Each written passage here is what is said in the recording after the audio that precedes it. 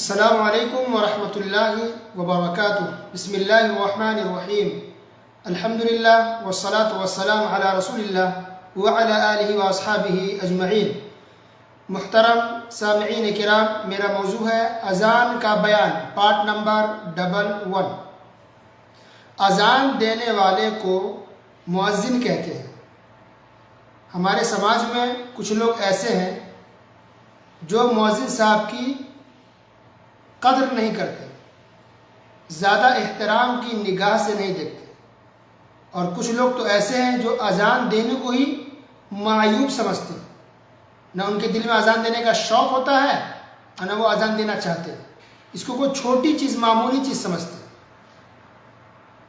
تو آج کے درس میں انشاءاللہ اذان دینے کی کیا فضیلت ہے اور مؤذن صاحب کا کتنا اونچا مقام و مرتبہ ہے، اس بات کو انشاءاللہ بیان کریں گے صحیح حدیث کی روشنی میں۔ تو مؤذن کی فضیلت کئی صحیح حدیثوں سے ثابت ہے، ان میں سے کچھ حدیث اس طرح سے ہے۔ حدیث نمبر 1، ابو سعید خدری رضی اللہ تعالی عنہ مشہور صحابی ہیں۔ انہوں نے ایک شخص سے کہا کہ میں دیکھتا ہوں کہ تم بکریاں چراتے ہو اور بکریاں چرانا تمہیں بہت پسند ہے، تم باہر جاتے ہو بکریوں کو لے کر کے، میدان میں یا جنگلوں میں رہتے ہو، تو اذان کا جب وقت ہو جائے تم اذان دو نماز کے وقت، فرفع صوتک بالنداء، تو اونچی آواز سے اذان دو، اذان دیتے ہوئے آواز اونچی کر لو۔ فَإِنَّهُ لَا يَسْمَعُ مَدَى صَوْتِ الْمُؤَذِّنِ جِنٌّ وَلَا إِنسٌ وَلَا شَيْءٌ إِلَّا شَهِدَ لَهُ يَوْمَ الْقِيَامَةِ، اس لیے کہ مؤذن کی آواز کو جن بھی سنتے ہیں، انسان بھی سنتے ہیں، اور ہر چیز سنتی ہے۔ تو انسان، جنات اور ہر وہ چیز جو اذان کی آواز کو سنتے ہیں، یہ سب کے سب قیامت کے دن مؤذن کے لیے گواہی دیں گے۔ حدیث مکمل ہو گئی۔ یہ حدیث ہے صحیح بخاری کی، حدیث نمبر 609۔ اسی حدیث میں آگے کہتے ہیں، یہ بات بیان کرنے کے بعد، ابو سعید خدری رضی اللہ عنہ، سمعتہ من رسول اللہ صلی اللہ علیہ وسلم، کہ میں نے یہ بات رسول اللہ صلی اللہ علیہ وسلم سے سنی۔ اب غور کریں، حدیث مکمل ہو گئی، اب غور کریں کہ حدیث سے کیا کیا پتہ چلتا ہے۔ بہت سی چیزوں کا پتہ چلتا ہے۔ نمبر 1، کہ بکریاں چرانا کوئی معمولی چیز نہیں ہے، یا کسی بھی کام کو معمولی یا چھوٹا نہیں سمجھنا چاہیے۔ اگر کام حلال ہے تو اس کے کرنے میں انسان کو شرمانا نہیں چاہیے۔ کوئی بھی کام چھوٹا بڑا نہیں ہوتا، بس حلال ہونا چاہیے، حرام کام نہ کرے۔ تو یہ کہہ سکتے ہیں کہ جو لوگ گائے چراتے ہیں، کچھ لوگ بھینس پالے ہوئے بھینس، کچھ لوگ کھیتی باڑی کا کام کرتے ہیں، کچھ لوگ جوتا سلتے ہیں، یہ کوئی عیب والی بات نہیں ہے۔ آرام سے بالکل جو کام آپ کو آتا ہے یا جس میں آپ کو اچھا لگتا ہے وہ کر سکتے ہیں، بس حلال ہونا چاہیے۔ نمبر 2، کہ اذان دیتے ہوئے آواز اونچی رکھنی چاہیے، اونچی آواز سے اذان دیں۔ نمبر 3، کہ مؤذن کی آواز کو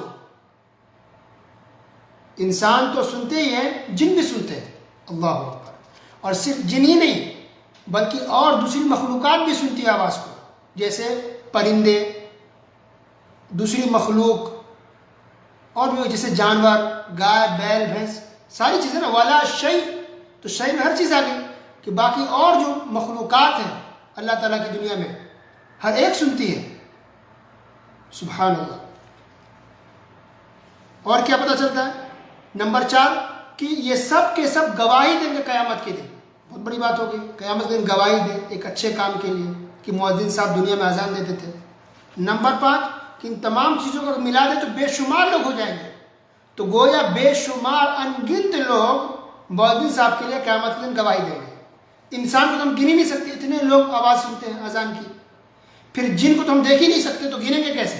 تو بے شمار گویا جن بھی ہو گئے، پھر باقی مخلوق بھی ہو گئی، جیسے پرندے یا جانور یا اور دوسری مخلوقات سب کے سب سنتے ہیں، گواہی دیں گے. تو بے شمار مخلوقات قیامت کے دن مؤذن صاحب کے لیے گواہی دیں گے. کتنی بڑی فضیلت ہوگی سوچیے. اللہ، ہم تصور نہیں کر سکتے.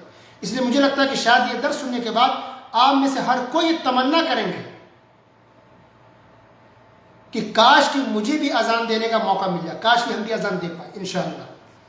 نمبر 6 کہ اللہ کے نزدیک کس کا مقام اونچا ہے، اس بات کا ہم اندازہ نہیں لگا سکتے. تو ایک گائے کے چرواہے کو، ایک بھینس کے چرواہے کو ایک چھوٹا کام کرنا ہم لوگ معمولی سمجھتے ہیں لوگ، لیکن ہو سکتا ہے کہ وہی اللہ کے نزدیک ہم سے بہت اونچا مقام اور توبہ لا. اللہ اکبر. اب دیکھیے حدیث نمبر 2. معاویہ رضی اللہ تعالیٰ عنہ کہتے ہیں کہ نبی کریم صلی اللہ علیہ وسلم نے ارشاد فرمایا المؤذنون اطول الناس اعناقا یوم القیامہ. یہ صحیح مسلم کی روایت ہے، صحیح مسلم حدیث نمبر 387. رسول اللہ صلی اللہ علیہ وسلم نے کہا کہ قیامت کے دن مؤذنوں کی گردنیں سب سے زیادہ لمبی ہوں گی. اللہ اکبر. اب یہ لمبی ہونے سے کیا فائدہ ہو سکتا ہے؟ اس کے بہت سارے فائدے ہو سکتے ہیں. علماء کرام نے ان میں سے یہ باتیں بیان کی ہیں کہ لمبی گردنیں ہوں گی تو لوگ دیکھیں گے احترام کی نگاہ سے کہ اچھا ماشاءاللہ یہ مؤذن صاحب ہے جو دنیا میں اذان دیتے تھے.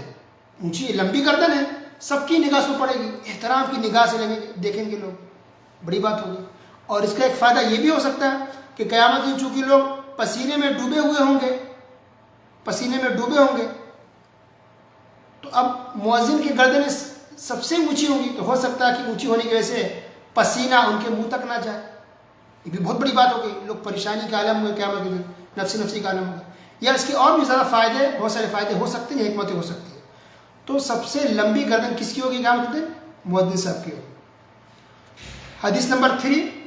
ابو ہریرہ رضی اللہ تعالیٰ عنہ کہتے ہیں کہ نبی کریم صلی اللہ علیہ وسلم نے ارشاد فرمایا لو يعلم الناس ما في النداء والصف الاول ثم لم يجدوا الا ان يستهموا عليه لاستهموا.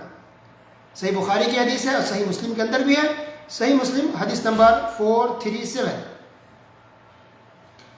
نبی کریم صلی اللہ علیہ وسلم نے کہا کہ اگر لوگوں کو پتہ چل جائے، معلوم ہو جائے کہ اذان دینے کی کیا فضیلت ہے اور پہلی صف میں نماز پڑھنے کی کیا فضیلت ہے، اور اس چیز کو حاصل کرنے کے لیے کوئی راستہ اس کو نہ ملے سوائے اس کے کہ وہ قرآن اندازی کرے، تو لوگ قرآن اندازی کرنے کو بھی تیار ہو جائیں گے. کیا مطلب؟ یعنی اذان تو کوئی ایک ہی دے سکتا ہے، اور پہلی صف میں تو جتنی جگہ نہیں لوگ آ سکتے، باقی لوگ تو پیچھے کھڑے ہونے پڑیں گے. تو کیا کریں گے؟ تو اگر قرآن اندازی کرنا پڑے گی، چلو قرآن اندازی کرتے ہیں، یعنی نام لکھ کے چٹھی میں نکالتے ہیں، جس کا نام نکل جائے گا وہ اذان دے گا، جس کا نام آ جائے گا وہ اگلی صف میں جائے گا.